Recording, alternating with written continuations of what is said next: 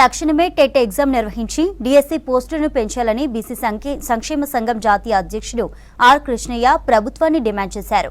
TET తేదీలను ప్రకటించకుంటే ఈ నెల 11న ఇందిరా పార్క్ ఎదుట మహాధర్నా నిర్వహిస్తామన్న ఆర్ కృష్ణయ్య టీచర్స్ లేకుండా బడుల్లో పాఠాలు ఎలా సాగుతాయని ప్రశ్నించారు. దాదాపు 4 లక్షల మంది అభ్యర్థులకు డిఎస్సి రాసే అర్హత లేకుండా టెట్ వేయకుండా చేశారు. అందుకే ప్రభుత్వం వెంటనే డిఎస్సితో పాటు టెట్ వేయాలని ఈ నెల 11న చలో హైదరాబాద్ ప్రోగ్రాం పెట్టి ఇందిరా పార్క్ దగ్గర భారీ ధర్నా నిర్వహించడం జరుగుతుంది. రాష్ట్ర ప్రభుత్వము ఎన్నికల వాగ్దానాలకు భిన్నంగా వెళ్తుంది. అంటే టెట్ డిఎస్సి టీచర్ పోస్టులు వేసినప్పుడు టెట్ వేయడం అనేది సాంప్రదాయం.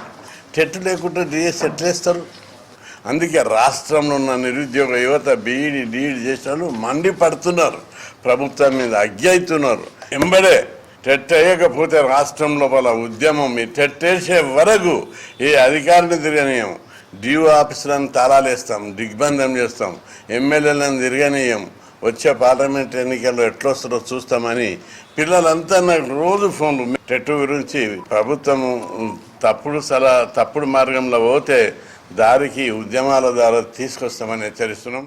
ఈ ప్రభుత్వం రేవంత్ రెడ్డి గారు మరి పిల్లల పక్షాన నేను 6000 స్కూళ్ళని నేను రీఓపెన్ చేస్తున్నాను.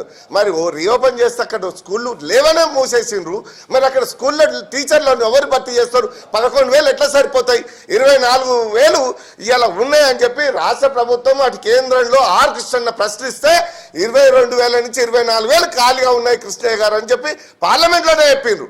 అవన్నీ కూడా భర్తీ చేయకుండా నామమాత్రంగా ఏదో కాలయాపన చేస్తూ ప్రభుత్వం సంకలు గుర్తుకునే విధంగా విద్యార్థులకు ఏదో గొప్ప చేసిన విధంగా కోణంలో చూస్తే బిడ్డ ఖబర్దార్. ఒక్కొక్కరిని రేపు ఎలక్షన్లలో మా నిరుద్యోగులే, గత ప్రభుత్వంలో ప్రతి నియోజకవర్గంలో నిరుద్యోగులు ఏ విధంగా అయితే నిలబడ్డారో రేపు ఎంపీ ఎలక్షన్లలో కూడా తిరుగుబాటు రాకుండా టెట్తో పాటు డిఎస్ చేసే విధంగా టీచర్ పోస్టులు ఇంకా ఎంకరేజ్ చేసే విధంగా 11,000 కాదు 24,000 పోస్టులు భర్తీ చేసేంత వరకు మీ బట్టలు ఇప్పదీసి ఉరికిచ్చి మరి చేసే పరిస్థితులు తెచ్చుకోవద్దు.